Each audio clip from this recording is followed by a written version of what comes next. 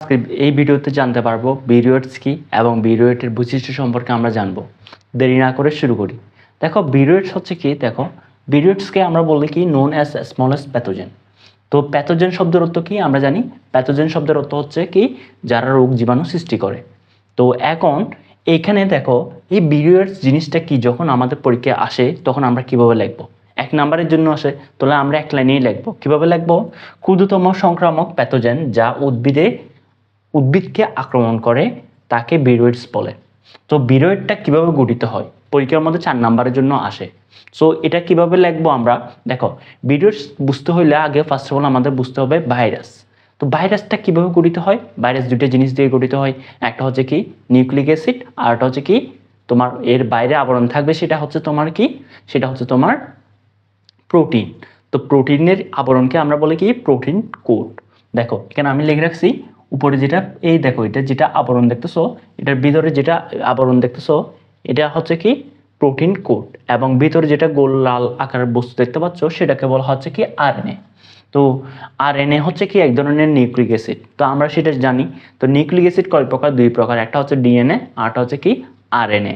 So এবার দেখো এখানে, তো বিরিওয়েট হচ্ছে কি, বিরিওয়েট হচ্ছে কি একটা শুধুমাত্র বৃত্তাকার অথবা এটা কি তোমার লম্বাকার এরকম হইতে পারে, ঠিক আছে। তো এরকমের একটা দণ্ডাকার কি আরএনএ, ঠিক আছে। সো এটার দ্বারা তোমার কি করে উদ্ভিদের রোগ সৃষ্টি করে। এটা কাকে আক্রমণ করে? শুধুমাত্র এই প্যাথোজেনটা শুধুমাত্র আক্রমণ করে উদ্ভিদকে, এটা মনে রাখতে হবে। এটা পরীক্ষার মধ্যে অনেকবার আসছে।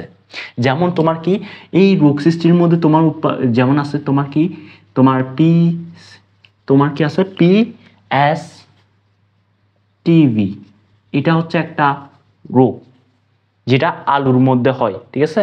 তো আলু তো আমরা জানি কি এরকম হয়, এরকম টাইপেরই হয়, ঠিক আছে। কিন্তু এটা কি করে ফেলবে, একদম চিকন করে ফেলবে। সো এটা কে বলতেছে কি, এটা কে বলতেছে এটার এই রোগ সৃষ্টি করে কি বিরিওয়েটস। এটা কত সালে আবিষ্কার করা হয়েছিল? 1971 সালে আবিষ্কার করা হয়েছে। সো এবার দেখো বিরিওয়েটসের বৈশিষ্ট্যের মধ্যে আমরা যাব।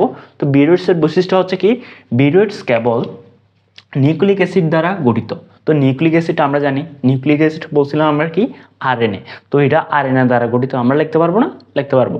তারপর দেখো এতে প্রোটিনের আবরণ থাকে না। তো আমরা বলছিলাম ভাইরাসের মধ্যে যেটা প্রোটিনের আবরণ থাকে, কিন্তু এই বিরিওয়েটসের মধ্যে তোমার কি প্রোটিনের আবরণ থাকে না।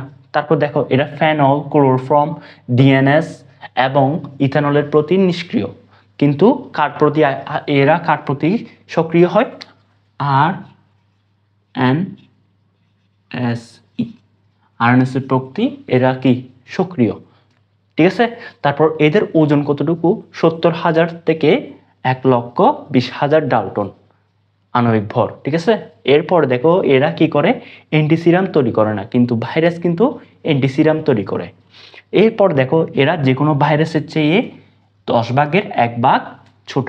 তো দেখো এখানে দেখো, এটা দেখো এই ভাইরাসটার মধ্যে প্রোটিনের আবরণ আছে, কিন্তু এটার মধ্যে কোনো প্রোটিনের আবরণ নেই, যার কারণে এটা আকারটাও ছোট হবে এবং শুধুমাত্র কি এরকম হবে, আর এটার ওজনও কম হবে, ঠিক আছে। তারপর এটি কাকে আক্রমণ করে? শুধুমাত্র উদ্ভিদকে আক্রমণ করে, ঠিক আছে। এটি শুধু কাকে আক্রমণ করে? উদ্ভিদকে আক্রমণ করে, প্রাণীকে এখনো আক্রমণ করে না, ঠিক আছে। প্রাণীকে এখনো আক্রমণ করেনি, বা এখনো বিজ্ঞানীরা বের করতে পারেনি এটা প্রাণীকে আক্রমণ করে কি না, ঠিক আছে। এতটুকু সাথে থাকার জন্য ধন্যবাদ।